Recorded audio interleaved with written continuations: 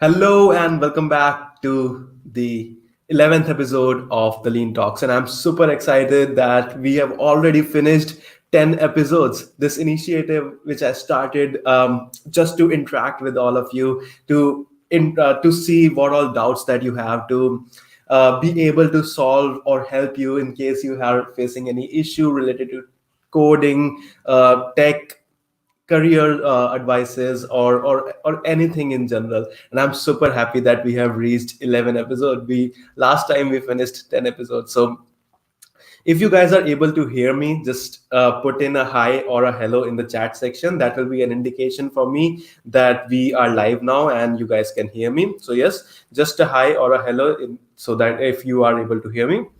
So yes, today we are going to have lots of discussion and on lots of self-help stuff. So I hope that you guys are really excited. And yes, so I received the first hi. So great. So I think that we are good to start.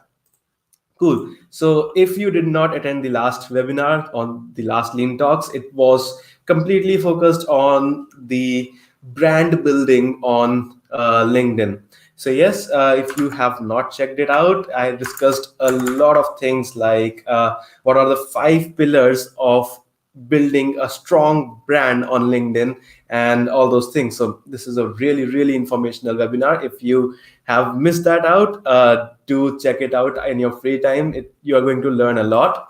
Plus, again, I already told you that we have reached the 10 episodes milestone. So I'm really, really happy and excited that something that started just as a side initiative of mine has reached so far. And I'm not going to stop, 100 more to go. So great. So we have discussed topics like efficient learning techniques, how to be productive, how to be self-motivated and kill procrastination, and also topics like how to be a top blogger and blogging fundamentals and how to understand various social media platforms to start building your own online presence and understanding what signature traffic builder means and building a rock solid resume. This was one of my favorites. A lot of people got help from this one and they reached out to me that this was a really helpful session. So and then getting started with Git, some coding related topics as well, and how to make the most out of your college life. A lot of my college juniors loved this one, goal setting and deep work. And then the last one, which was 5 pillars of building a brand on LinkedIn. So yes, I'm really, really glad that we have reached this far. Also, just don't mind if my voice sounds a little bit low. I have just came out of a 2.5 hours webinar which was on React.js. So yeah, that this is my second webinar for the day and I'm super exhausted, but don't worry, this one's going to be a really, really great webinar. And trust me, you guys are going to learn a lot. And that's my whole motive, that you come here, you learn something and you implement that in your life. So yes, what are we going to discuss today? Today we are going to discuss a lot of self-help stuff. But the thing is, I want this particular Lean Talks to be a sort of friendly interaction between you and me, all those who are viewing this webinar, because it is a very subjective matter, right? The first 3 topics which we are going to discuss today, the pattern of growth, how we think the growth is going to look like, and how it actually is, the secret behind growth. That is okay. We all You're going to learn something new about that, and how to form habits. That is going to be a combination of 2 books. First one is The Power of a Habit, and the second one is The Atomic Habits. And you're going to learn a lot from that. But the fourth section today, which is 20 qualities and traits of high achievers, that particular topic is something really subjective. This is something which I think and I have found from the autobiographies and all the things which I have read and all the blogs and all the things. This is a subjective matter of discussion. This is according to me. So I want that this should be an open interaction on what all things do you feel that successful people and super achievers have in common, and the things which I'm going to tell you, do you agree on that or do you not agree on that, and so on. That it's going to be a lovely open discussion, and I'm really going to love it if you guys just feel free to put in whatever you think about the topics which I'm going to discuss today. So yes, that was just something which I want you to know, that feel free to put in anything that you have in your mind in that chat section. I would really be glad. Cool. So, what are we going to discuss today? I've already told. So, first part is the growth trends. As we all know, like I don't even need to tell you this, but this is just to remind you that there is no such thing as overnight success. We all see the stories of people, and we all see like every role model that we have, every thing that we get inspired from is generally the level or the position or the accomplishment which a person, a specific individual has already made. But the thing is, what I am telling you here is, instead of seeing the accomplishment which he has made, see the path that he took, and then you will realize how what all difficulties he might have faced and what all things he might have gone through. And that is the thing which is really inspirational. If you see the motivation of the end goal is really very short lived, but the inspiration that comes from the journey of a successful man is endless. So I'll repeat myself: the motivation that comes from seeing the end result is very short lived, temporary, and volatile. But the inspiration that we seek from the journey of a man that has reached, or a woman that has reached a level where we aspire to be, that journey gives so much inspiration that is going to help us in every field of life that we have. So yes, it's a continuous process full of ups and downs. So take inspiration from his or her journey instead of the path. So yes, this is some one famous quote which I really like. I think my generation is obsessed with instant gratification. We want everything now, now, and now. You can relate, right? We have all these things, that we have all these apps, we have all these things which are meant to gratify us instantly. But the thing is, something worth having does not comes instantly. Something that you can buy or something that you can order online, that and all are good for your the present moment. But something that is really going to help you in the long term, that can never come overnight. So yes, get a habit of delayed gratification. That's what I wanted to tell you. So yes, your ventures might go terribly wrong. The things might seem going against you, but again, yet you can find your way to success, and there should be no excuse. So yes, the secret of growth. So Venkat just told me that he has read Atomic Habits. So yes, that's great. You are going to relate a lot from today's webinar if you have already read that particular book. So for those who haven't read, I'm going to discuss about that today. Cool. So the secret of growth, again, as you might have guessed, the secret of success lies in our daily routine. You will never change your life until you change something that you do daily. The secret of success is found in our daily routine. So remember some points. These are something very useful. Always keep these points in mind. That first of all, we all think that we should like, let's say I am not willing to learn something new right now, let me just force myself to learn it or something like that. Some, for example, your exams. Let's suppose you have an exam tomorrow and you just have to force your way out of it. But the thing is, forcing yourself to do something will not work in the long run, will not work in the long period of time. So yes, second thing, willpower. We always think that habits are made through willpower, and we should have discipline and willpower to get up in the morning at 5 a.m. and all those things. But the thing is, willpower might be good for small tasks and individual tasks, but when we are talking about the systems or the habits, in the long term, applying it everywhere won't be a good strategy, because no matter how strong willpower you have, one point or the other, you are going to run out of it. So it's always better to form habits instead of making your willpower work for you. This is also something written in the Power of Habits, which we are going to discuss today in the next slide. So yes, so the point here is one thing at a time. Take one thing at a time, no matter how difficult or boring it might seem. Things keep in mind that things do take time. Trying everything at once and hoping that you can get successful in one thing or the other is not going to work out. Let me take my own example here. Like when I was in 11th and 12th class, I was actually taking coaching for IIT, preparing for boards, coding, and doing all those things. And hope, and even like practicing for my NDA, like preparing for my NDA and SSB. I had so many goals, and you won't believe that I was even interested in architecture. I even gave the exam for BArch, and I was literally trying out everything and just pushing my luck. That I was just thinking that I might get lucky in some way or the other. Maybe I'll prepare for, I know computer science and coding, but I'm interested in it. So I'll do this, some part of this. Physics, chemistry, and maths, I have to do it because there's no other way around if I have to crack IIT JEE or something like that. And then there was this other thing, some normal questions for cracking the BArch questions, BArch question paper, the architecture one, and then some working out for my goal into being an officer in Indian Army. So all those things, you see, there were 5 or 6 things that were going parallelly. And as usual, none of that worked out. And I was not able to clear JE Advanced. I was not able to clear SSB. I was not even able to secure some good rank in the BArch paper, and so on. So yes, the whole point is that take one thing at a time. And remember that 1 hour daily for 24 days gives better results than 24 hours in a single day. Let me take another example here.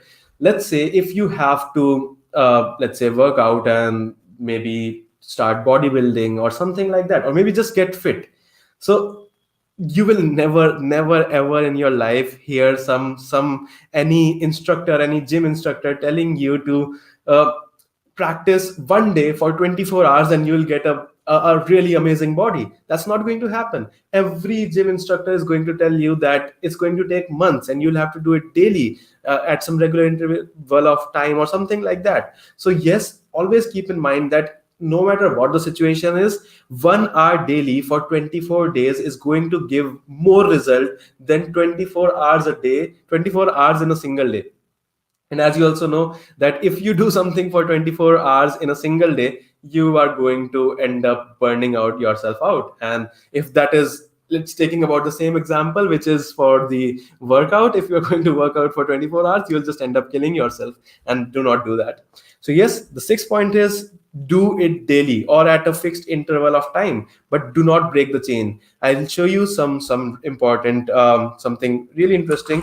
It is don'tbreakthechain.com. It's a website which you can visit, and you can just set your goal. For example, let's say reading something, reading a new book, or maybe reading 1 hour a day, or let's say learning something new, or let's say taking a new course, or let's say working out or something. Just pick up one atomic habit at a time and do it for a month, and this particular website can help you do so. So whenever, let's say today is 28th and today I took my lean talk, so I can mark it out, or something like that. So form habits over a period of time.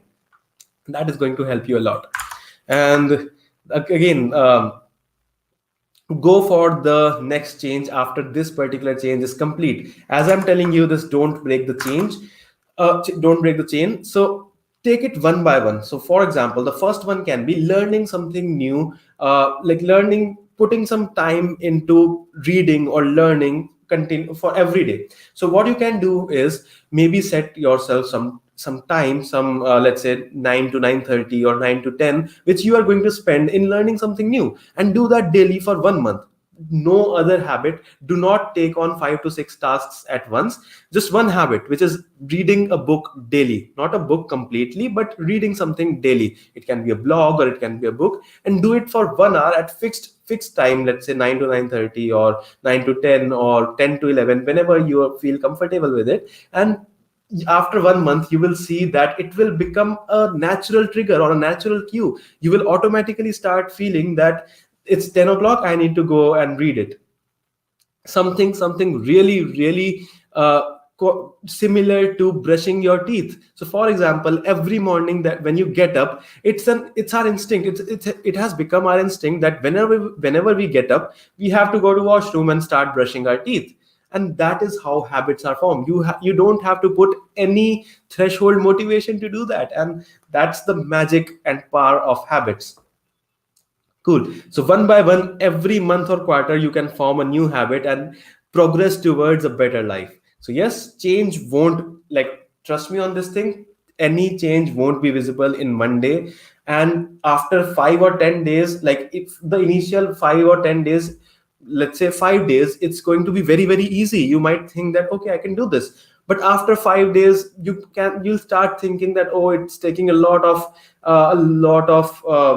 hard work and all. So those first 5 days are actually the point where your willpower is working for you. But after 5 days, you start losing willpower. You'll have to continue in that particular time as well. And then after 15 to 20 days, you'll start seeing that now it has become your habit, and now you can see the difference. So don't worry, remember, always remember this particular quote. I always remember this particular quote whenever I feel like procrastinating, that don't worry about the time that it takes. Time is anyhow going to pass. No matter if you do that thing or if you don't do that thing, time is going to pass anyhow. So what's the point in procrastinating? Let's start doing it, right? So always remember that, do not never worry about the time that is going to take, because time is anyhow going to pass. And this one perfect quote, which I really love, which is, watch your thoughts, they become your words. Watch your words, they become your actions. Watch your actions, they become your habits. Watch your habits as they become your character, and watch your character as it becomes your destiny. So final, the destiny, your fate, your like everything that the life has to offer to you, starts with a single thought that you take. So always keep that in mind. Cool. Now the thing is how to form habits. 3 steps, 4 laws, 2 books. Like I forgot to write 2 books, 3 steps, and 4 laws. It's very, very amazing. The first book is The Power of a Habit. This one, it's really a wonderful book, and you all it starts with the stories of how people have the habit, which, like, even after they have given examples of people with diseases like Alzheimer's and all those things, where people even start forgetting their name, but they don't forget the way to their kitchen or things like that, the habits that they formed. So yes, that's the power of a habit. If you do something regularly, it's very, very powerful. So they divide that whole process into 3 steps. So the author Charles Duhigg say that habits are formed in 3 steps. First of all, the cue. The cue can be seen as a trigger which kicks your brain, or which tells your brain to start doing something automatically. So you have to find a trigger. Whenever you are trying to form a habit, look for some trigger. Unless and until you find a trigger, you are going to feel a little bit of discomfort into, like, you will have to put some threshold motivation to get yourself up and start doing that thing. One simple example which everyone takes, this example has been given in that book as well, which is the 5 a.m. Club by Robin Sharma. He also talks about this thing there, whether there, like, a simple thing to do is, as soon as you get up, like if you are going to work out, as soon as you get up, keep your workout clothes at your side, so that as soon as you get up, you see those workout clothes, and you will see that that will act as a trigger. Those clothes are going to act as a trigger, which is going to tell you that, oh, my workout clothes are near, I should be getting up and start working out. So yes, a cue is a trigger which tells your brain in automatic mode that you have to start doing something.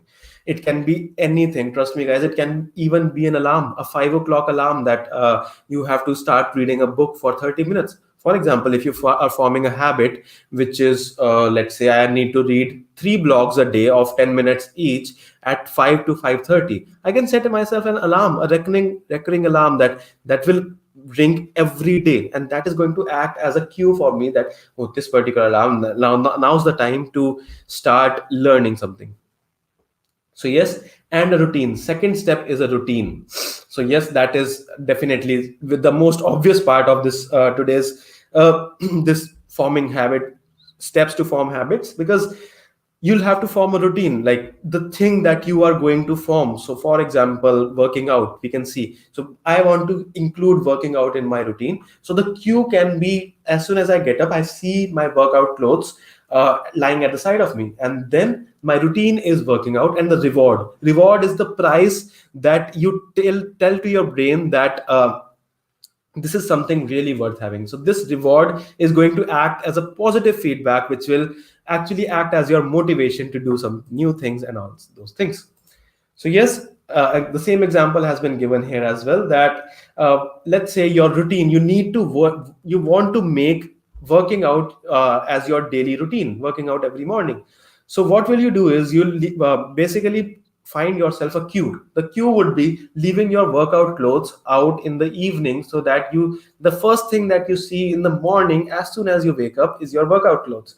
That will act as your cue to your routine, which is working out every morning, which will give you the reward. The reward can be anything, like coming home from the gym and eating breakfast and feeling good about yourself, that at the morning itself you finished one task within 1 hour. And the craving, the basis of all these things is a craving. So you do things because you crave for things. For example, let's say, like, if someone has a habit of drinking, so that craving is the whole motivational force behind this. So now he can change this habit of drinking to maybe something constructive, like working out. So the book Power of a Habit says that you can't destroy your habits, but you can form new ones, and you can change an existing habit. Keep in mind these two things: you cannot destroy an existing habit, rather you can change an existing habit, or you can form new habits. So for example, if someone is habitual of drinking, what he can do is, let's say, take he can focus on the cue. His cue would be, he is getting some let's say cues that he is willing to drink. At that point of time, he will be aware that now I'm going to drink. And instead of drinking, he can change the routine. Now he can go and work out, or instead of doing that, he can do something else. In that way, the reward and the cue remains the same, but the routine can be changed. So yes, that is how, and the four laws of behavioral change. So the thing is, how to find what habit to start making. The thing is, if you actually want to start making new habits, in the Atomic Habit, the author James Clear talks about these four laws, that if you successfully want to implement any habit, you will have to follow four laws. The first one is, make it obvious. Like, it should be a visible cue or a trigger, as we already told in the beginning of the like in the previous slide, that in the Power of Habit, the cue part. So it should have an obvious trigger, like it shouldn't be something vague, or something like, if you want to change a habit, so it shouldn't be vague, that, like, let's say I have a habit of eating junk food. So it shouldn't be something as vague as, I am just going to give up eating junk food and I'm going to eat healthy. That is a very, very vague goal. Instead of that, you can attach it to another habit, like, whenever I feel the craving of eating junk food, that craving is the cue here. And then I'm going to, instead of eating junk food, I'm going to eat some fruit. And that is the change in routine. So yeah, make it obvious, make it attractive. It should be attractive enough, it should be easy enough. So for example, taking on the junk food part, in the morning you can cut yourself some fruits like apple, banana, orange, and make a fruit chart in the morning itself and keep it in your fridge. And what you can do is, as soon as you get that craving for eating junk food, instead of moving towards the packet of Maggie, or the packet of the chips that you eat, or ordering the pizza, just shift towards the fridge and pick out that bunch of fruits that you cut, and start eating them. So yes, make it satisfying. The reward should be satisfying enough.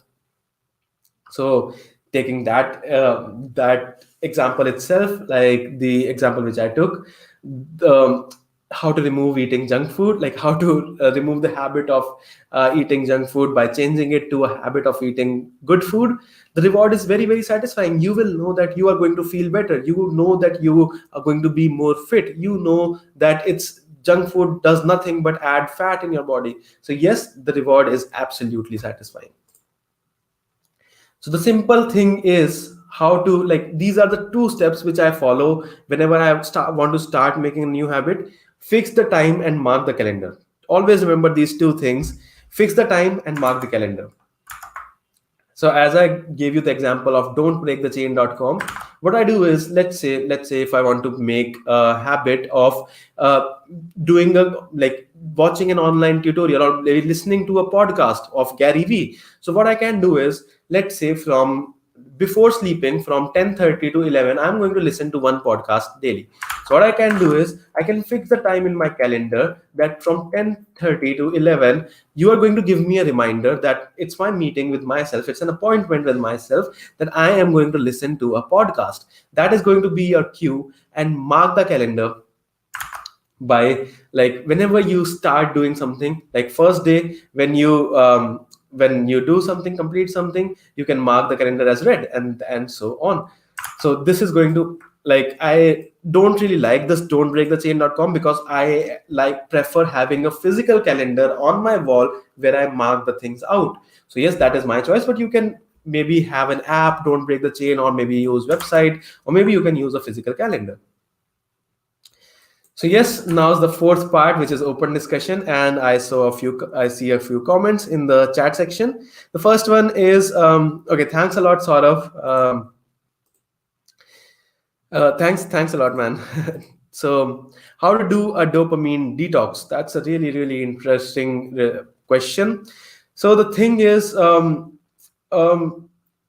if you actually want to, like, not get so coming on to this particular topic, like, if you are really getting those bursts of dopamine when you do something, it's really addictive, right? So for example, let me think of an example. I can think of one example, which is watching Instagram. So the thing is, whenever we watch Instagram or scroll Instagram daily, it becomes really, really addictive, right? And it releases these chemicals in your brain, which makes it an addictive habit. So again, all these things can be removed with the similar four the three things that Charles Duhigg has mentioned in his book, The Power of Habit. Make a cue. Like, for example, a very simple example is, while working, we all have this habit. Whenever we start thinking, it's a very subtle cue that our hand automatically goes towards the phone, and we think in our mind that, oh, let's see if I have got a message on Instagram, or let's see if I have got a message on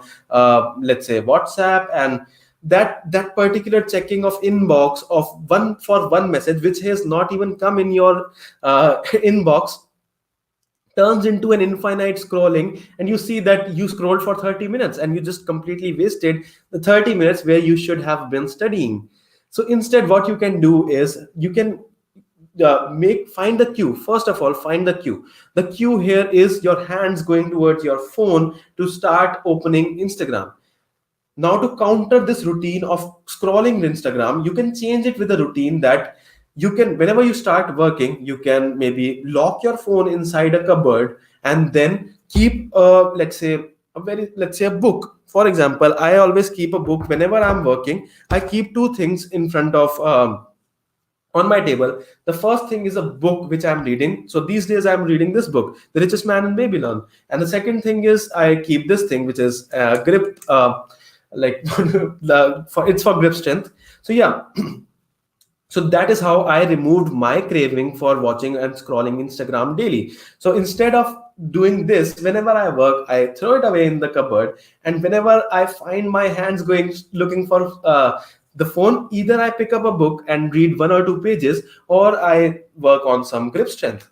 So yeah, that is how I actually, like, did these things. So yeah. Okay, so I think that that was one of the way in which you can do that. And again, there are many ways, of course.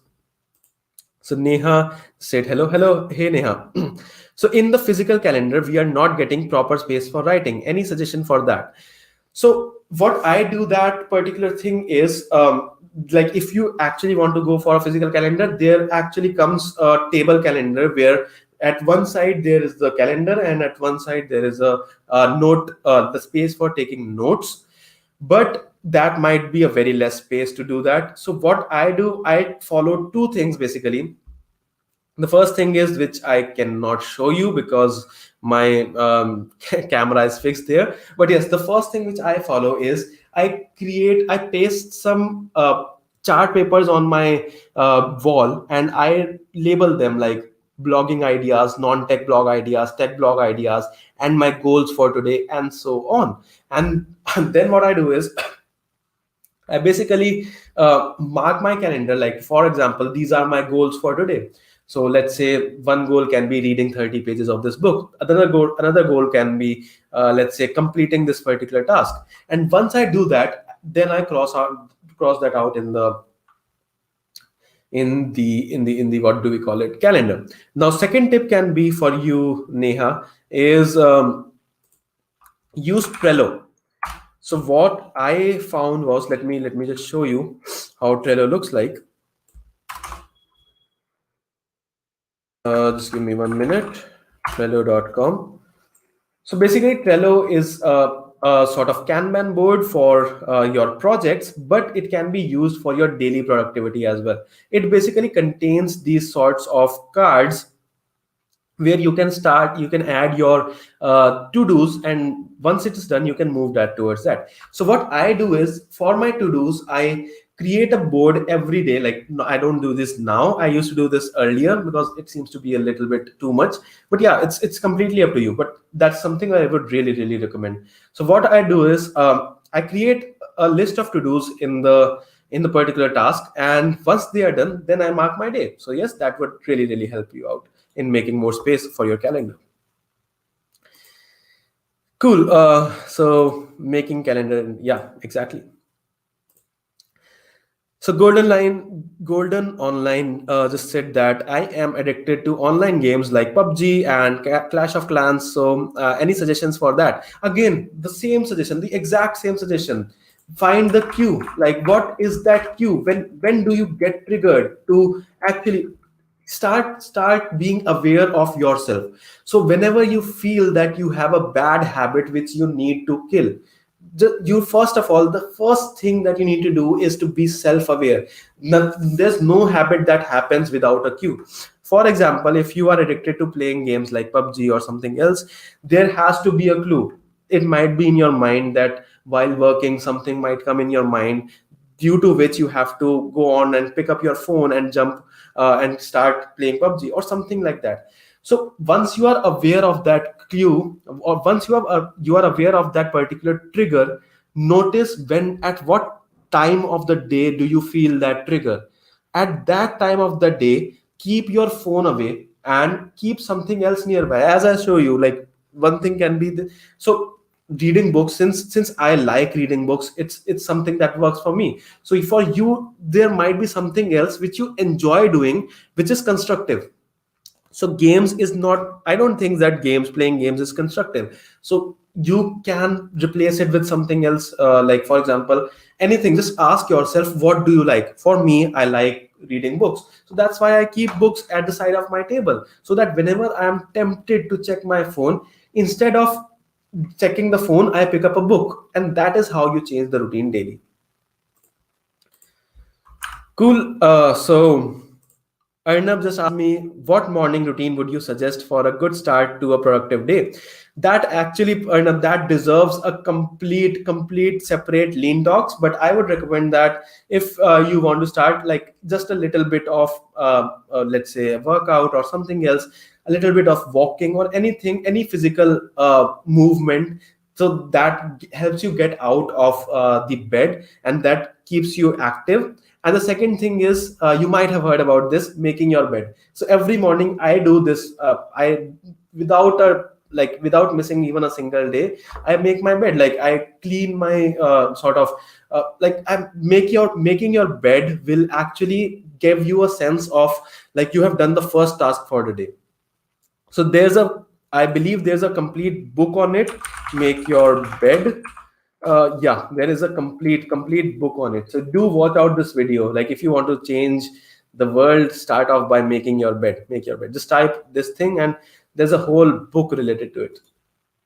You are probably going to love this. But yes, talking about the complete morning routine, I would think that this particular topic deserves a separate lean talks on its own. So yes, that was some insights from my side, and the other ones I can give you in a separate lean talks. Cool. So now comes the last part for today, which is the open discussion on the 20 habits, the 20 qualities of high achievers. So Team DevOps Champion just said that I clean my plate after dinner along with making my bed in the morning. That's really great. Even I do that. Like that's a coincidence, but sometimes I don't. I remove that cleaning the plate part, but no. But making the bed is something absolutely necessary. What steps would you suggest a person who has no clear idea about his or her career and struggling from where to start? I think that's off topic a little bit, but yeah, I can take that up since you have asked it. So yes, what steps would I suggest? First of all, if you are struggling from like where to start from, first of all, you should be clear with what do you need to do and why you are doing this. So for example, if you have absolutely no idea doing what thing would be better for your career, just pick up anything. Like trust me, there are so many domains. If you are a computer science student, it can be like for example, there are so many domains. Like I'm just taking an example. I don't know whether you are a computer science student or you are a working professional or you are from any other field, profession or domain, but I'm just taking an example, so listen to it very carefully. So for example, taking an example of a computer science student, at the starting he or she would have a lot of things to explore. For example, so many domains are open in front of him or her, that let's say web development, app development, iphone app, ios development, android development, network security, cyber security, machine learning, artificial intelligence, data science, blockchain, cyber let's say image processing, computer vision, and so on. The list goes endless. You'll see that there is an endless list of things that you can do. So for example, there will always be some things that will look attractive to you at the first moment. For example, for me, making applications, app dev was really really attractive. So without wasting a single moment, I chose that, and I really love that. I really love web development, and I'm still doing that. So that was something I knew. But it is possible that you might have absolutely no clue on which one to choose. In that particular scenario, choose anyone. Like explore it for 1 month. You have to give time. Without giving a time to something, you are not going to understand it. So for that particular scenario, I would say that first of all, explore your options. What all options do you have? I don't know your background, I don't know your privileges, I don't know your circumstance, and I don't know your situation, so I cannot give an absolute answer to your query.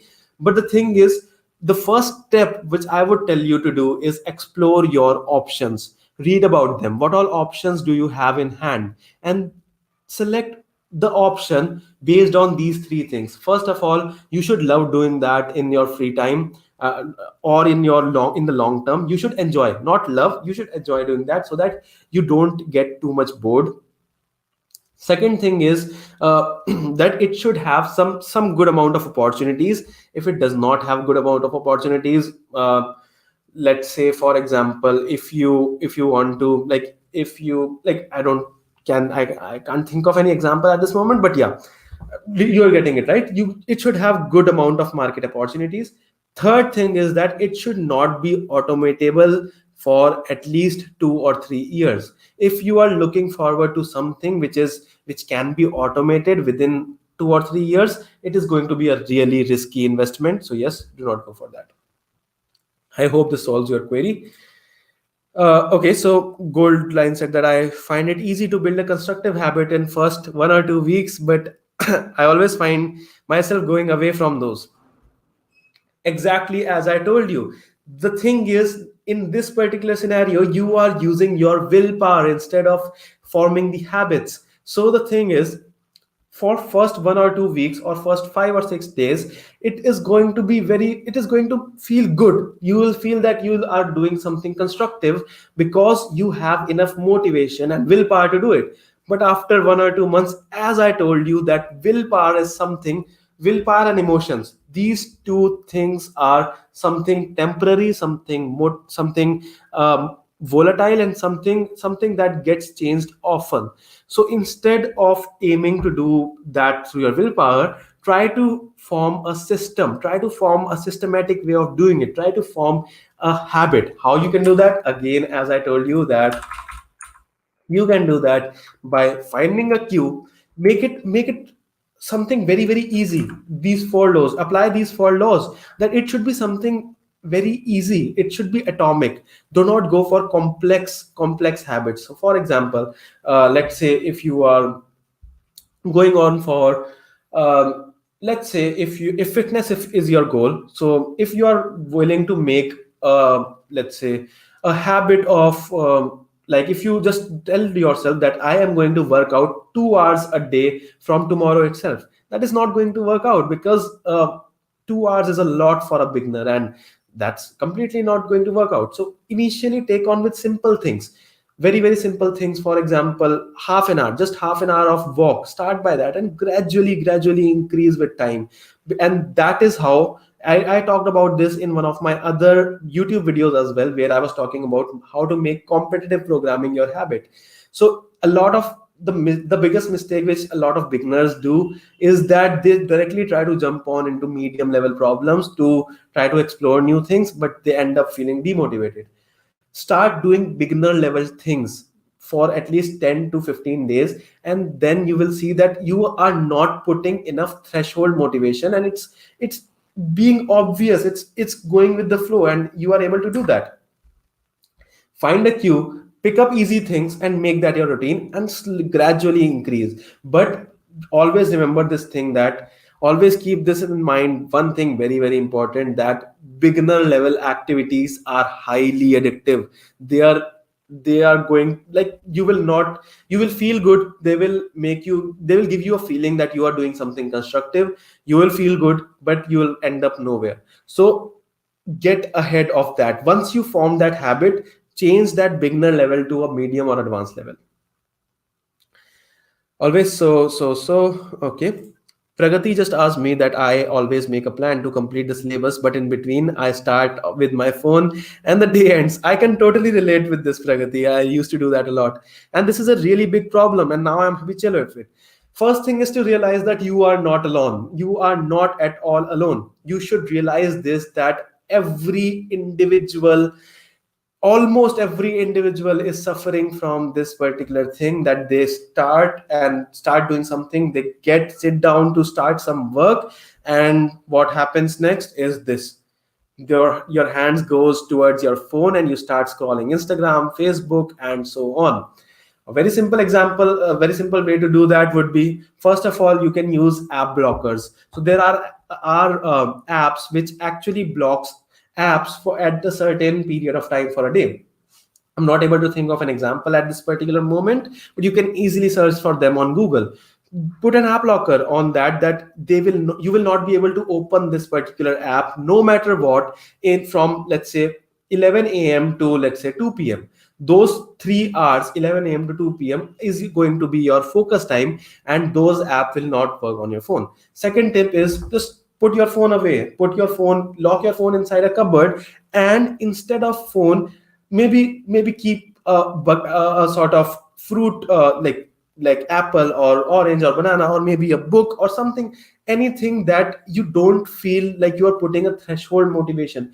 The thing with this phone is that you don't have to put any threshold motivation, and it gives a sort of feeling of instant gratification. Whenever you are working and you check your phone, it gives you a feeling of instant gratification, that, oh, I'm up to date with what other people are doing. It releases dopamine in your brain. I'm not sure whether it's what's dopamine or something else. I'm really sorry if I'm saying wrong, but yeah, anyways. So all those things, because you do not have to put in extra effort. So find yourself one constructive habit that you do not have to put in extra hard work to do. It can be anything. Eating fruits is something very good, or maybe reading book if you are a book lover, or maybe just going for a walk, or maybe drinking coffee. Anything that does not require you to put in a threshold motivation to start doing. Once you do that, you can easily replace that routine with that. And since that particular thing, other thing is constructive, even if you do that, it's not a harmful thing, but it will be in your control. You can easily, like reading a book, it's under my control. If I want to do it, I'll do it. If I don't want to do it, I won't do it. And I can now focus 100% on the task at hand. But watching, scrolling Instagram, watching phone is not something which is under my control, and I forget the time when I do that. So that will actually help that.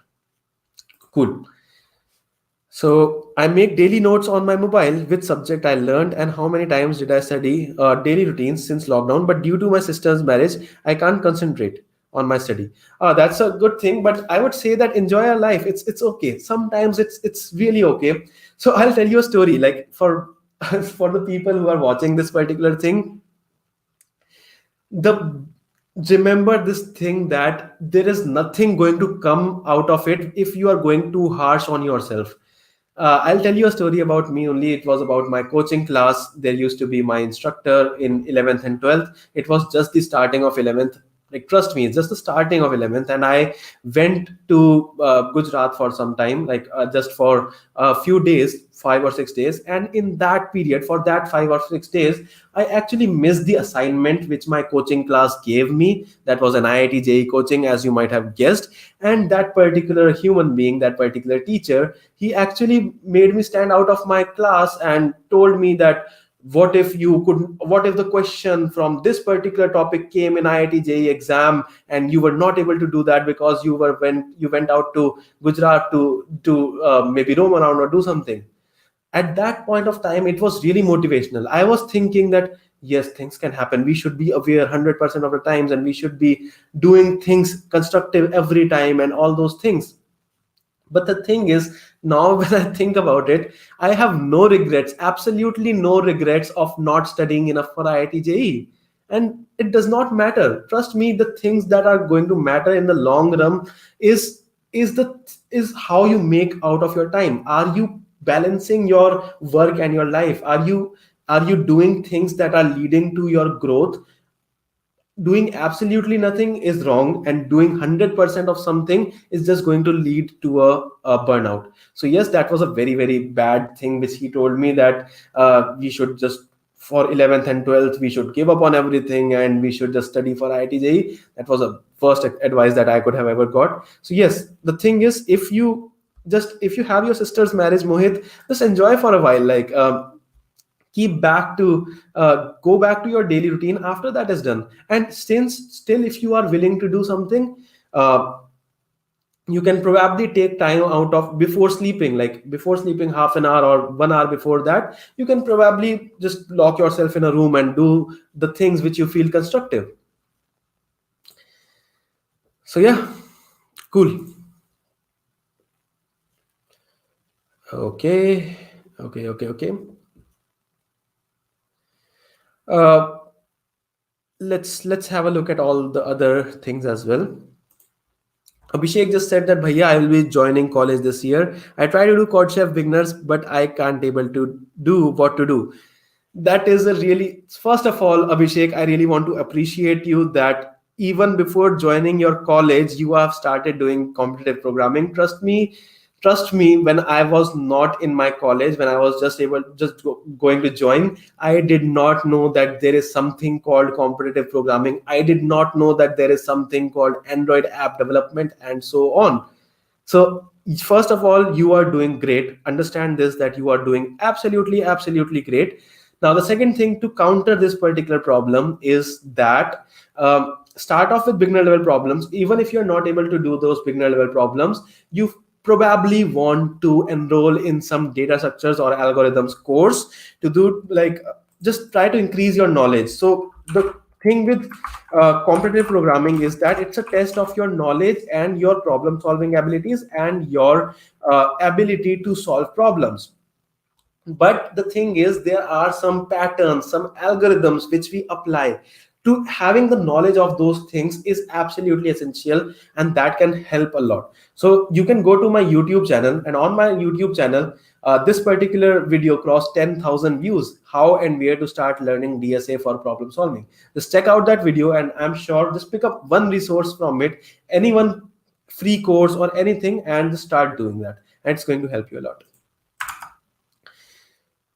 Cool. So, Madhav, what do you think? Web development can be automated anytime soon? Sounds weird, but curious. Yes, it definitely can be, but not before. I don't think it can be automated anytime before 5 to 10 years. Plus, the thing is, even if it is automated, it would be building static websites, right?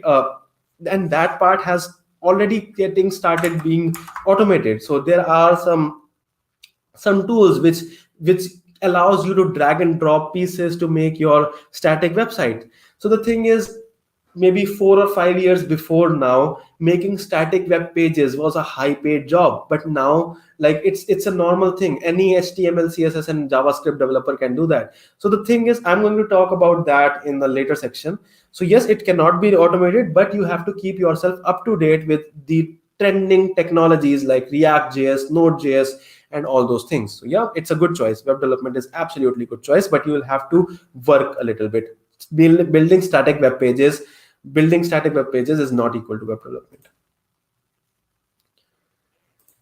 Yeah, of course, all thanks to genius people, UX companies spending crores to making their apps tempting. Cool. So let me do one thing. Let me just start off with the discussion. I'll promise I'll come back to all your queries, but otherwise we'll not be able to finish the talks. So yes, let me start the 20 behaviors of high achievers, and I want this particular section to be an interactive session. Do let me know about what do you feel about these 20 qualities. Do you feel that these are good? Do you feel that no, this is not good? Or if you have something else in mind, do put that up in the chat section.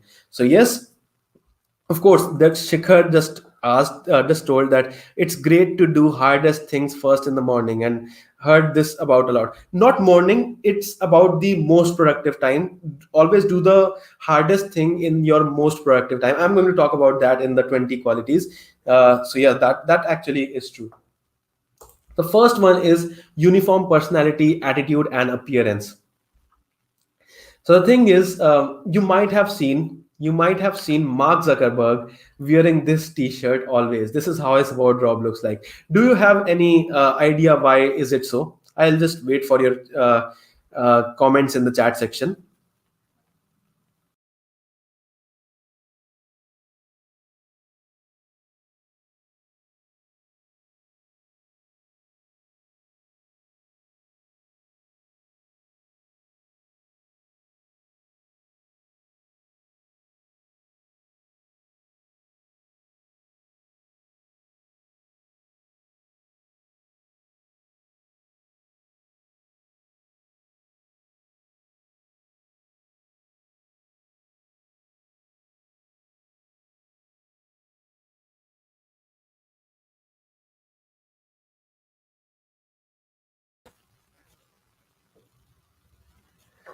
Perfect. So Shikhar just said to reduce the time of thinking about what to wear. That is very good answer. And he also said that to seem like he's among us, that we can relate with him. That might be one of the points, and that is what I am also going to talk about. That is actually one of the things that helps, that why you should have a uniform personality, attitude, and appearance. So the thing is, there is this thing called decision fatigue. You might have heard about it. I'll say it again.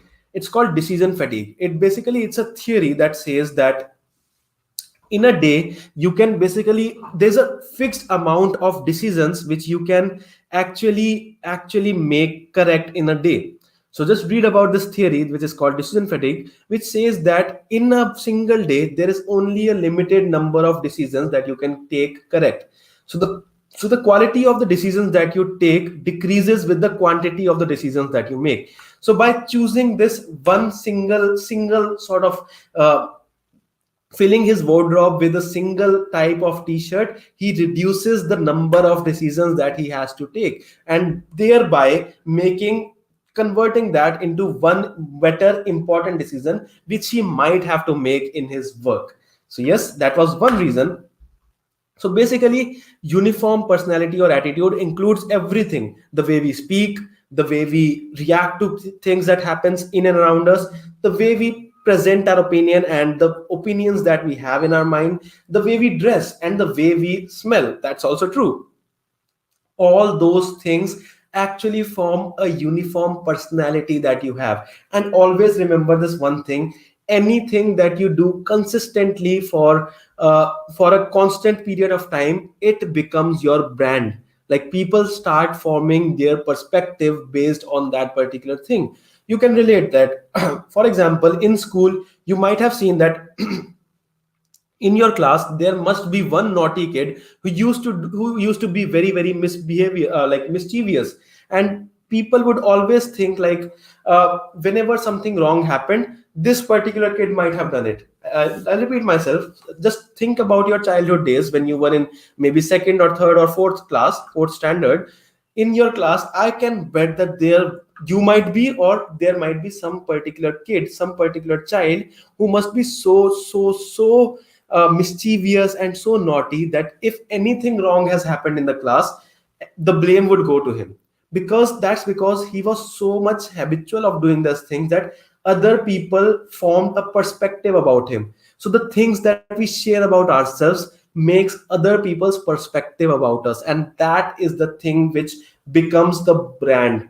So yes, that is one of the having a constant and uniform personality actually helps us form our brand in a better manner. So yes, my throat is gone today. One tip: that you should never take two webinars continuously, one after another, otherwise you will feel like this. Okay, just give me 1 minute.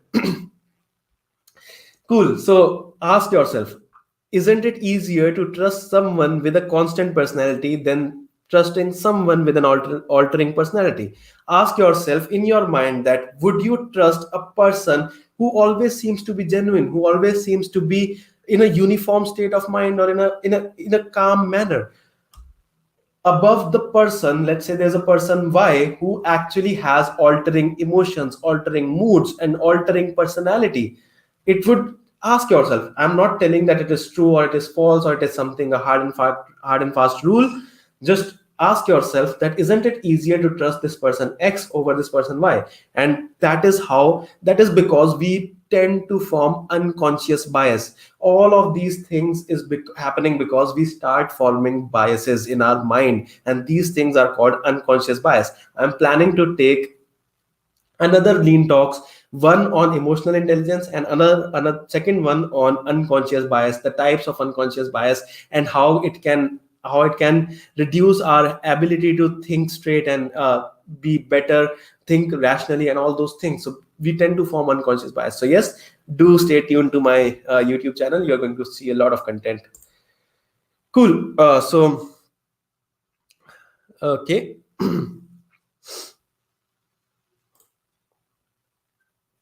Exactly, Sisir said right, and Neha just said that this suits him good, so why waste time? Exactly, right. That's an amazing point of view.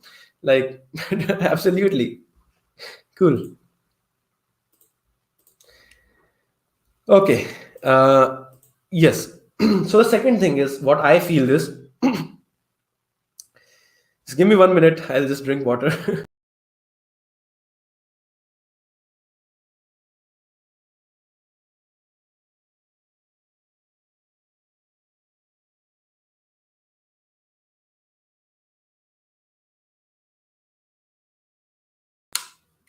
You should seriously never take two webinars in a day. It is seriously seriously exhausting. So yes, the second quality is that they do not prioritize their schedules. Instead, they schedule their priorities. So you might have heard this from me earlier as well. Just think about this in your particular scenario. Don't you just live your life doing what you are told to? Home assignments, homework when you are in school or in your college, going for like doing assignments, doing the things that you are told to, and studying for exams, going to classes, or doing the tasks which are given to you, or maybe playing. I can remember my own childhood, like complete childhood. I don't remember doing anything else apart from these things, plus watching TV, plus watching cartoons, plus watching anime. nothing which is actually good for my long term, which can actually benefit me. I do not remember anything doing anything of that sort. And that is because I couldn't think. These are the things which we generally don't think about ourselves unless and until we get to hear this from someone else. So always remember that instead of prioritizing your schedule is going to include your home assignments, it's going to include your studying for your exams, it's going to include going for classes, and the tasks and the chores which you are given, like for example going to market and buying groceries and all those things. So instead of just doing these things, start adding your priorities in your schedule. Your priorities can be anything: learning a new skill, making money, following a passion, or anything else, whichever whatever thing you want. Just try to add it in your schedule slowly, one by one. And I've already told you how to do that, how to form habits in the starting.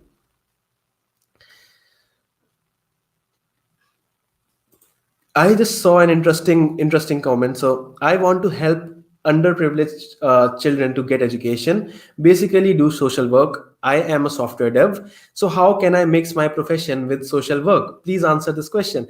You can always, no matter what do you do, Shova, you can always do something for the society. For example, I remember I was like, you can associate, first of all, you can associate yourself with some NGOs which tend to teach underprivileged students. So even if you are a software dev, thing is, the in elementary education we just study about physics, like not even physics, mathematics and all those things. We can separate some time from our schedule and associate ourselves with NGOs and volunteer for those NGOs to teach those underprivileged students. Always remember, I hope you remember this quote that we have: if you give a man a fish, you will feed him for a single day. But if you teach a man how to fish, you are going to feed him for a lifetime. I remember myself. This is not the exact quote. Of course, I do not remember it word to word, but you get my point, right? If you give a man a fish, you are going to feed him for one day. But if you teach him how to fish, you are going to feed him for a lifetime. So yes, the best thing that you can do is not at all the monetary help. It's not the money that you give into the donation, it's the skills that you impart onto others. So yes, you can volunteer your time, your free time, with some NGOs to teach the underprivileged students and all those things. And the second thing you can do is probably 1% or 2% or 5% of your earnings you can spend it to a social cause. Maybe you can spend it to on NGOs which are helping build more schools and which are providing children to get more education. I think I know a few of them, but I'm not sure. Maybe you can DM me on LinkedIn. I might be able to get you in touch with. I know one thing. There's one NGO in Bangalore which is trying to do that. So yeah, but I can get you in touch with them. So yeah. Cool. So yeah, where were we? We were about the priorities. So start thinking about the things which matter more in the long term. And when we are talking about the priorities, I cannot miss talking about the Eisenhower matrix. So this whole thing is called the Eisenhower matrix. It is basically dividing your tasks into four quadrants. The first quadrant is the urgent and important tasks. The second quadrant is the urgent and non-important tasks, and so on. The things that you do daily generally lies in quadrant 1, but the things that are beneficial for you in the long term lies in the second quadrant, the things which are important but not urgent. For example, learning a new skill. You will never feel that urge to learn the new skill immediately because it's not an urgent task, but it is an important task. Second example can be like, if you have a passion, let's say playing guitar, practicing for guitar, you might never feel that it is urgent, but it is important. So everything that is going to help you in the long term lies in the second quadrant, and you will have to plan some time out of it for it, and you will have to include that in your priorities in your schedule. Cool. So Ranu, Roshan. Oh, so, I'm so sorry. So Roshan just asked me how to improve my English conversation. That again deserves a complete lean talks on it. Thanks for giving me this idea. I will definitely do one thing. I'll take a separate lean talks on how can you improve your spoken English. Even I used to make a lot of mistakes. I used to stumble. My hands used to shake when I went to the stage. I used to do a lot of these things, and all these things. But now I am very comfortable in speaking in English. You can actually give me any particular topic and I can give you a speech on that topic for 30 minutes. And that happened only because of practice and a few other things. Will be very glad to talk about them in a separately in talks. Cool. The third quality which I feel with those people is they manage work life very well. They have a most productive time. So now, talking about the thing which someone said that in the chat section, I don't remember who said that, but someone said that in the morning. I've heard from most people that do the toughest part first. Do get your most difficult job done first. I believe that should not be done in the morning. Otherwise, you might end up, if you're not able to complete that, you might end up feeling very low or demotivated for the whole day, and it might actually consume a lot more time rather than like rather than doing the things which are actually important. So yes, the solution to that is have a most productive time. I call that MPT. It varies from person to person. You might be a night owl, you might be a morning person, you might be most productive between 11 p.m., 11 a.m. to 2 p.m. or anything. But you will just start being self-aware. Once you start being self-aware, you will notice that in your daily schedule there always lies 3 to 4 hours where you find yourself to be the most productive, the most uh, like I can say, um, in the flow that you can get things done, and you are actually the most motivated at that particular time period of time. So find your MPT, the most productive time. For me, it is around 11 a.m. Sorry, around 11 a.m. I try to feel relaxed and all, and start doing my work. So and then get the toughest task done in that particular period of time. So Shikhar just asked me how to stick to a particular task for a longer period of time. So by forming a habit out of it, first of all, break that task into chunks. It is called chunking. Chunk that task into smaller and doing. So basically, set SMART goals. SMART stands for specific, measurable, and attainable, and all those things. So I have a separate video on it. You can just go to my YouTube channel and watch it. So break that big task, which is taking a lot of your time, and break that out into smaller tasks, and then form a habit of doing those particular tasks. Divide them in your days. Don't try to accomplish everything in a single day. Cool. So Ananteshwari asked me that please do make a video on improving English conversation. Definitely, I will have a separate lean talks on it. So yeah, Aditya asked me, sir, which college are you from? I am from VIT Vellore. Cool. The fourth quality which I feel is the commitment towards work. This you are going to find, and this is the most important quality which you are going to find in anyone who is out there with on a place where you aspire to be. Commitment towards work. Committing yourself towards your goals is the first requirement before achieving the desired result. If you are not committed to your work, forget about getting some good results out of it. So this is for yourself. Be trustworthy, gain your own trust. Like at the end of the day, you should not have this thing in mind that I could have done better. I was not myself, or I was not doing the things at that particular level which I can be. Be trustworthy, take responsibility, and be accountable for everything that you do. Take accountability, be accountable, have responsibility. Having a sense of responsibility is the first step to the path of success. So yes, motivation is what gets you started, but commitment is what keeps you going. Also, guys, if you have like, these are the qualities which I think. So yes, again, as I said before as well, there is no hard and fast rule that these are the qualities which have to bear there in you. So yes, do keep mentioning your views about these things as well, and that is how we are going to enjoy this open-ended conversation. So in this book, basically, The Richest Man in Babylon, they have mentioned a scenario. Basically, what they used to do in the Babylon, in like years, thousands of years ago, they did not used to have a proper school or a proper institution of education. What they did have was a temple of education. That is a really interesting book. You have to read that. So in that temple of education, what they did was, there could be anything, no caste system, no rich or poor, nothing.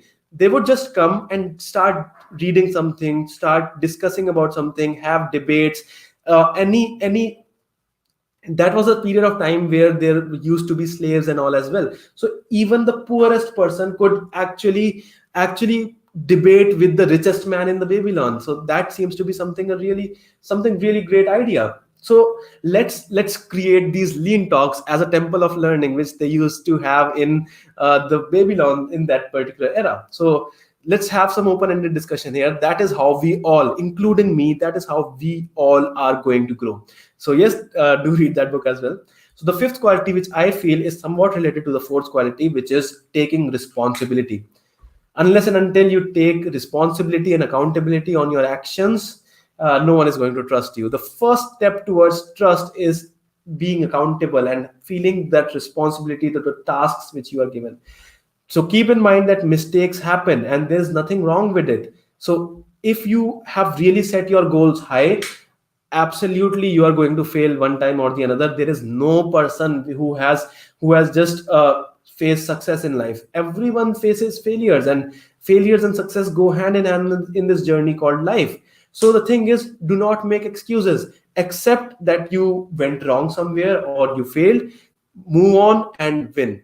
Take accountability, take responsibility.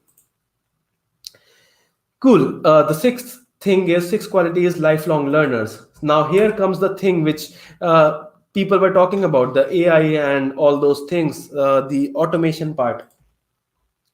So I love this particular 5 hour rule of Warren Buffett. So basically, he spends 5 hours into learning something new every week. You can definitely take 5 hours out. Like if you are a college student, which I believe most of my audience is, even if you are a working professional, 5 hours is not something too much to ask. No matter in what situation or circumstance you are in, if you are not spending 5 hours per week in learning, you are being irresponsible. You should definitely do that, no matter even if it comes at the cost of your personal time getting moved away. You should definitely spend it. Sure, Abhishek. Yes, you can definitely leave. This session will be available on my YouTube channel, youtube.com/the lean programmer, and you can continue from here itself. So yes, this 5 hour rule of Warren Buffett, basically this thing is a small sort of flowchart which actually says that there is not at all a lack of jobs in the market. There is no lack of jobs. The thing is, there is a sort of gap between the skill level and the jobs which are existing. There are enough jobs in the market, but the thing is, there is a huge gap between the industry level knowledge, skills, and what the job is demanding out of you. So the thing is, new jobs are created every day. They might not be existing today, but tomorrow they might be existing. Every year new sort of jobs come in, and they are generally very new and high paying and more in number. And the earlier the let me give you an example. Making an Excel sheet, making like bookkeeping, not bookkeeping, uh, like counting or something like that. You can see, like what was that called? Let's not go too much deep into it, but yeah, you can remember, like keeping an account manually. Those manual account keepers, you cannot find a job of a manual bookkeeper account keeper now, or even if you do, it will be very less paid. So the old sort of jobs, the previous privilege, like the older jobs are getting fewer and fewer, and they will be low paying. And the thing is that artificial intelligence will remove those jobs from the bottom of the ladder. The size of the ladder is going to remain the same. Always keep this in mind. The size of the ladder is going to remain the same. New jobs are going to come and old jobs are going to be removed. So that is how the only thing to move up the ladder, the only way to move up the ladder is to be skilled. You should have the capital, the skills that will allow you to move up the ladder. Now, the seventh thing is, do not overburden yourself. Remove unproductive, busy work, and know your limits. Remember this thing. This is one of the most important points for today as well. Like, for the over ambitious people, for the people who are very, very enthusiastic, they tend to feel like they generally don't have this, like they are not doing something or they are wasting their time. But the thing is, they are overdoing things, and overdoing is not also going to get you anywhere. It's also harmful. Let me tell you that most ventures fail not due to starvation, but due to indigestion. Let me give you one more example. For example, if tonight, just do one thing at the dinner time, just try to eat two times of how hungry you are. If you do that, the next day you are going to face this situation which is called indigestion. And the same thing happens with every field of life. So remember, overeating causes indigestion and overworking causes burnout. So we remove unproductive and busy work, add the productive and high priority work, and take a break. Like take things easy. It's not a race going on, and it's about you and your growth. Just give me a minute. Yeah, cool. So learn to set your priorities and remove unproductive tasks. So the eighth thing is humble nature. I generally believe, do read this book, Leaders Eat Last. This is a very, very interesting book by Simon Sinek.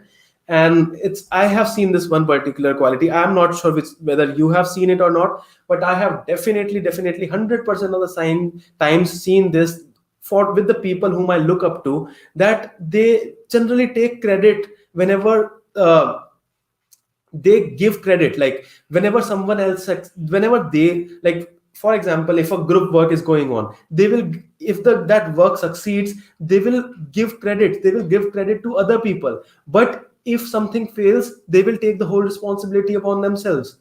Just imagine if the whole world becomes like this. It's going to be such an amazing, such a beautiful place where people actually care about others and give credit to them, even if they have not worked enough.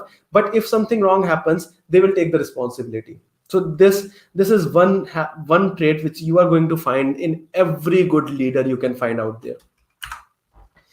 Consistency. Without consistency, this is, I don't even need to tell you guys that without consistency, success is impossible.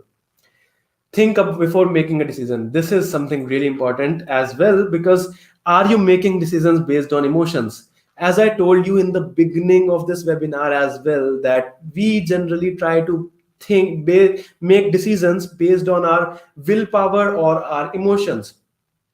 The bad thing about emotions is that emotions are weak, temporary, and volatile. Things are not going to work out if you are making decisions solely based on your emotions. The strong motivation that you feel today will not be there tomorrow, and emotions are going to grow weak. So instead of taking actions based on emotions, try to form habits, try to form systems, try to think, try to make rational decisions, and so on.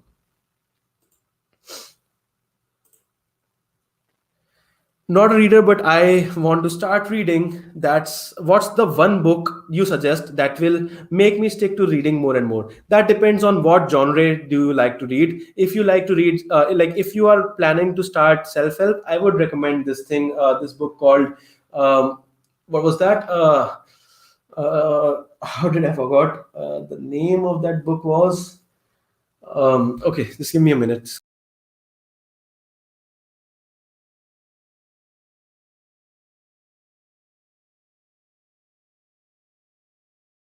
Yeah, I found it out. Be so good they can't ignore you. So good they can't ignore you. That is a really, really good book if you want to start off with a self-help genre. And even if you start off, that's a good one. And instead you can even go for the 5 a.m. club. The 5 a.m. club is a good book for starters. It the author, who is Robin Sharma, basically narrates it in a way of a story. He tells you the story of an entrepreneur, and a rich man who becomes the mentor of that particular entrepreneur lady, and how he explains all those things that he has learned over his life through stories and all those things. It's a good book. So yes, if you are into the self-help genre, then of course 5 a.m. Club would be good, or So Good They Can't Ignore You. That is also going to be a good one.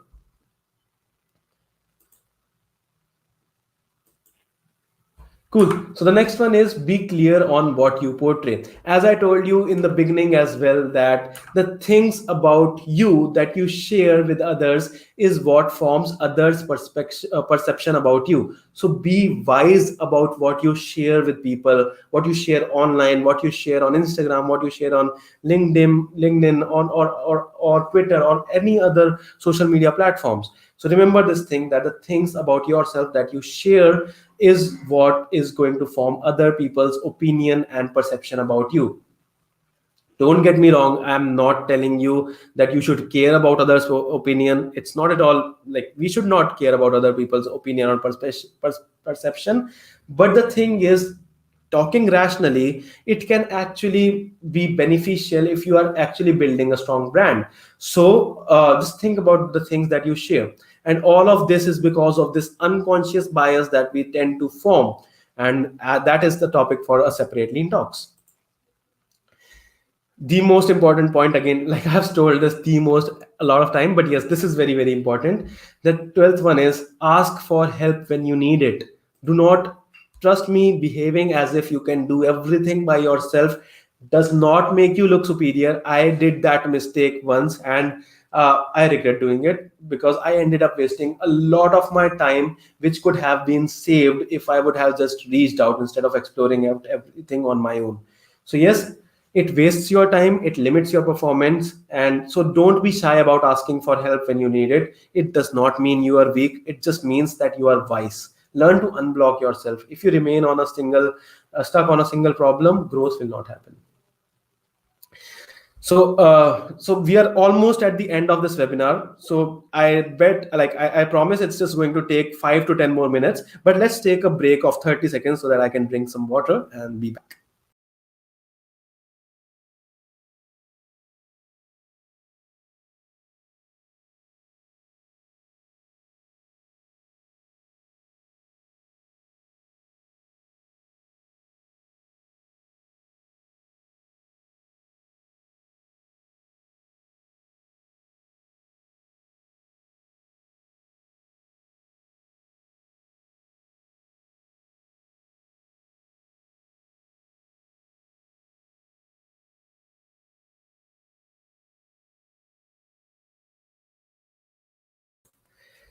Cool. So I'm back, and I just saw a message which Pragati mentioned, that everyone demands winning. Nobody likes the people who fail. If we take a different route, then people always demotivate us, they taunt us, and you took the risk, but everyone got angry with you. So Pragati, I want to say two things to you.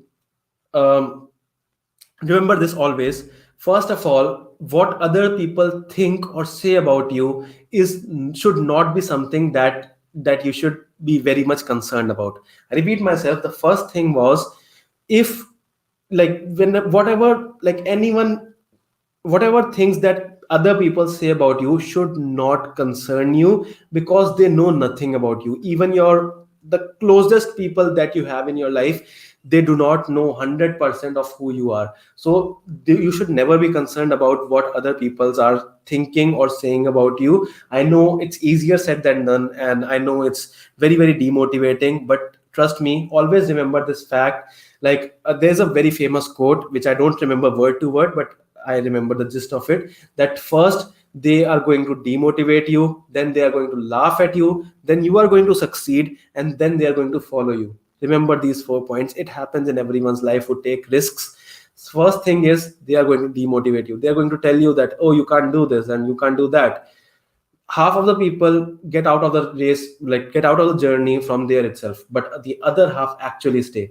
Then the third party, like the other people, the world, the society, they start laughing at them. They feel that they are doing something stupid. Then you succeed in that. It's going to take a lot of time, but if you are putting your 100% into something, definitely you are going to succeed, and then you are going to win, and then they are going to follow your path. Because the fact with most of the people, 99% of the people out there, is that they don't want to take risks. They want to follow a path which is given to them, and that is what should separate you from others. You should not be walking on the path which someone else decided for you. It's your life. You should either decide a path for yourself or make a path for yourself. Do not let others decide for it for you. And the second thing which I was about to tell you, that most of the times when people are saying you that it's risky and it's not for you, they do not mean harm for you. It's because that they were not able to succeed in that particular field, and it's because it's risky.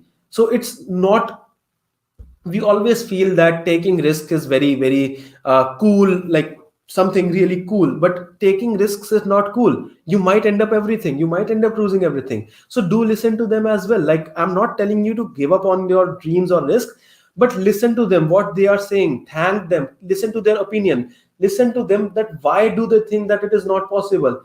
Converse with them, have like sit with them and talk. Okay, why do you feel that this is impossible? Do not form your decision now. Do not take any decision. Just listen to their opinions. Do not let their opinions affect you, but listen to them. Are they talking rationally? If they are talking rationally, then see, why were they not able to succeed? Why are they telling you that you should not do that? Once you have all this data, use that data to take calculated risks.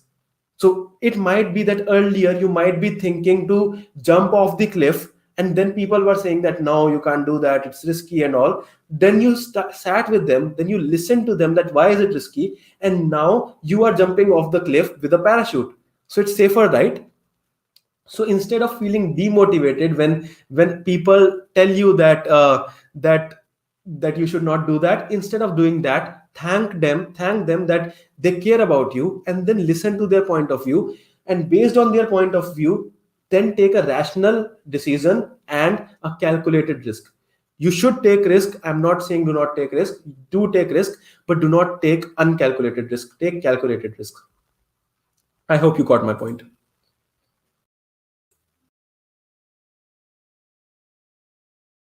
I'm so sorry, guys. My throat is paining a lot. So yeah, let's finish it off quickly. So yes, the 13th point for today is embrace change. Let me tell you a story of a mountain climber. Do you think that a mountain climber, whenever he goes to climbing a mountain, do you think the strategy that he makes when he is at the bottom of the mountain going to work when he is climbing? Not at all. Situations change, perspectives change, conditions change, everything change, and you should adapt yourself to that change quickly.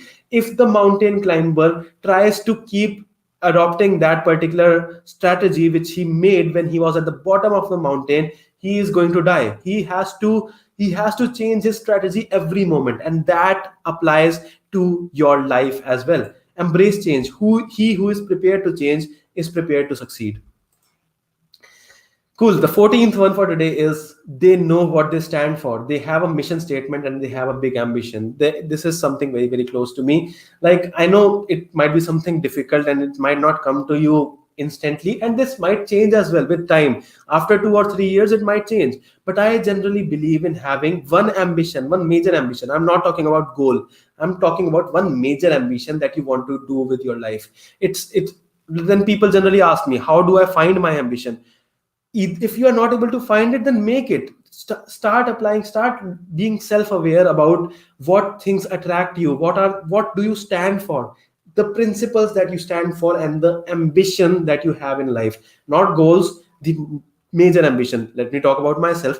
My ambition is to that, it's a big ambition and I know it's near to impossible, but my ambition is that no, every person in this planet earth should be proficient in at least one programming language, and I am taking initiatives to do that. I take like code to express, daily codes and all those things. That is my big ambition. And So they, like, I'm just talking about this, that have a big ambition in life and make your goals accordingly. So yes, start with why. This is a very very great book which you should definitely read. 15th, and a very important point, do not sweat the small stuff. We have this habit of getting into small things, small fights, small arguments, small conflict of opinions, and small things which do not matter in the long term.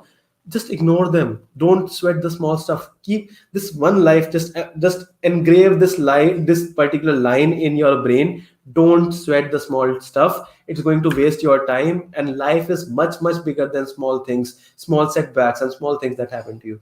Do watch this video. This is by Captain Raghu Raman, and I really am so motivated by this particular person. I have seen almost all of his talks. So yes, do go to YouTube and search about his Josh talks, which is "Don't Sweat the Small Stuff," and you are going to love it. It's an army motivational speech, and he has basically given his story. 16th point for today is keep your surroundings clean. Like, I generally see people making an excuse that I am so busy, my work continues till late hours and I'm not getting time to clean my room and all those things. Trust me, cleaning your room takes hardly 5 to 10 minutes. People generally think that they are very busy even if they aren't doing any productive work, and even if they are doing any productive work, taking 5 to 10 minutes out of your routine is not a big thing. So this excuse basically fits in as a best reason for sitting in dirty surroundings. Especially if you are a college student, you can relate the hostel conditions. We generally used to live in a very messy environment, right? So the fact is that cleaning your room takes hardly 5 to 10 minutes. Do it daily, or at least, if not daily, at least weekly. 17th is do not overshare your personal life on social media. Cool. So Kaushik just said that miss the session, should watch it. Definitely you should. It was an amazing session where I had a lot of interaction with everyone who attended it, and I really loved it. You should definitely watch it out. It went a little bit long, but yeah, trust me, you'll not regret watching it. You'll learn a lot of new things. So yes, 17th thing is do not overshare your personal life. I can bet you cannot find any person, any successful or famous person who is oversharing his personal life on social media, because he knows the fact that not everyone cares about what is happening in your life, and people aren't even interested to know. People share information with them, share content with them, or share your photos or anything, but stop oversharing each and everything that happens in your life. There has to be a boundary between personal and social life. So yes, cool. 18th point for today is talk about ideas. If not ideas, then think, but never about people. This is something really tough to implement, which even I have not been able to fully implement right now till now, but I'm trying my best. So the thing is, we generally tend to have this thing that we often try to connect with others, and to connect with, we all are social animals, and we try to initiate conversations, we try to initiate talks with others, and when we don't know what to talk about, we start looking for topics for conversation. Always remember this thing that strong minds talk about ideas, things that they learned recently. Can be anything. Like recently I've been learning Flutter, I can talk about Flutter with you, skills that they're currently working on, maybe design skills, Flutter skills, and so on. The things about them, like for example, the curtains and the cleanliness in the room, and the same thing, but never about the people around them. But the weak minds, in an attempt to make up for any topic for conversation, they start talking about people, like इसने ऐसा किया, उसने वैसा किया, ये हुआ वो हुआ. But remember that the thing with the disadvantage with that is that when you talk about others, it just makes you look bitter and judgmental, and nobody likes judgmental people. At your face, they might interact with you, they might get in conversation with you, they might enjoy the gossip, the small talk and the gossip. But the thing is, nobody, it's a fact that nobody likes bitter and judgmental people, and it's going to destroy your character. So yes, do not do that. One way to do that is just forgive the spelling mistake here. So what I do is imagine whatever you are saying is in private is actually public. So if it was a public statement, if you were actually talking to a crowd, would you say it? Of course you wouldn't. So just this is one way to actually do this. Cool. So 19th and the second last tip for today is do not be a victim to the spotlight effect. I can bet that 100% of the today's attendees and almost everyone in like most of the people are suffering from this. Spotlight effect is basically a phenomena in which people tend to believe that they are being noticed more than they are. Like something wrong happened with you, you did a mistake, you will keep overthinking about it. Like, oh, I did this mistake, what would he be thinking, what would she be thinking, what would they be thinking? Do not overthink. They are not thinking about you. Like they have a lot more to think about. Just let me do an experiment with you. That remember the last time when you did a silly mistake, any silly mistake, and ask about it from your friends or the people who are present. You will be shocked to notice that none of them even remember it, and even if they remember it, ask them that how often do they remember it, and the fact is that they might not even think about it. So basically, spotlight effect is a result of egocentrism. What is this egocentric behavior? Egocentric behavior is a behavior when we think that we are in the center of this universe. Everyone is like that. Everyone thinks that they are standing at the center of this universe and they are connected to every other person, and the other person might be connected to other person, and the other person might be connected to the next level of person. So the thing is, we all think that we are at the center of our universe and our existence is from our experience and perspective. Now if we do something wrong, we feel that the everyone around us is talking about us, while it is not true. The reason behind spotlight effect comes from the innate tendency to forget that although one is at the center of one's own world, he or she is not at the center of everyone's world. Trust me, I am at the center of my world. You are at the center of your world. Shikhar is at the center of his own world. Kaushik is at the center of his own world, and Pragati is at the center of her own world, and so on. If everyone is at the center of their own world, they are not thinking about you. They are thinking about what others are thinking about them. Did you get Did you get my point? People are not thinking about you. People are thinking about what other people are thinking about them. So there's no point in thinking what people are thinking about you. I know I've talked a lot in this one, but I hope you understand it. So this is something really interesting which I read, that there is no need to be obsessed with what others are thinking about us. The reality is that everyone else has greater concerns, and that greater concerns is themselves. So speak your mind, take some risk, and be man in the arena. Okay.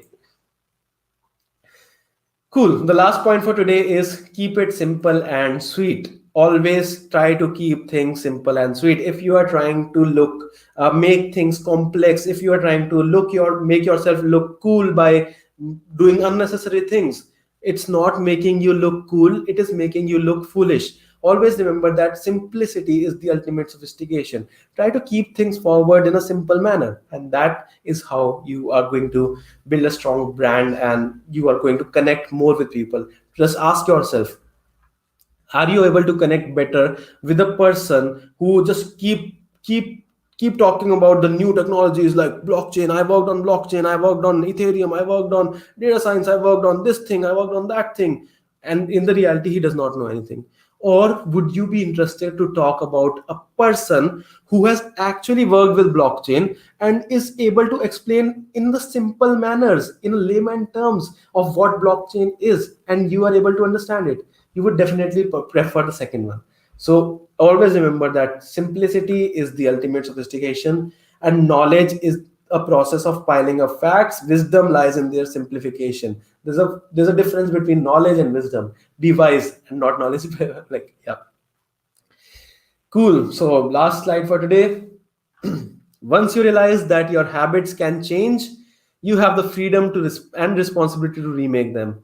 For everyone who told me that they have a bad habit of being addictive to PUBG, of being addictive to Instagram, being addictive to scrolling, remember that you have the power to change your habits. Your habits can change. So remember that you have the freedom and it is your responsibility to remake them.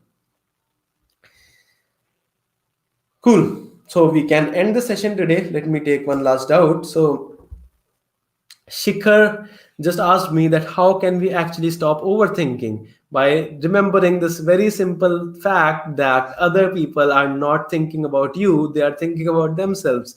And there's no need for doing this. Cool guys, so I hope that you guys like this video. If you like this video, do share it with your friends as well. Like, it helps me a lot. I am new to YouTube, as you already know, and I seriously need a little bit of support on YouTube because I'm a new YouTuber. So yes, do watch my other videos as well, and do subscribe if you haven't. Do share it with your friends on LinkedIn or Instagram or any other social media platform, so that I can reach more and more people. If you like this video, do share it with your friends as well. Cool guys, bye bye. Thanks a lot. I have a lot of fun interacting with each and every one of you, and I would really love to interact with you more in my upcoming Lean Talks. So do stay tuned and see you in the next session. Bye bye.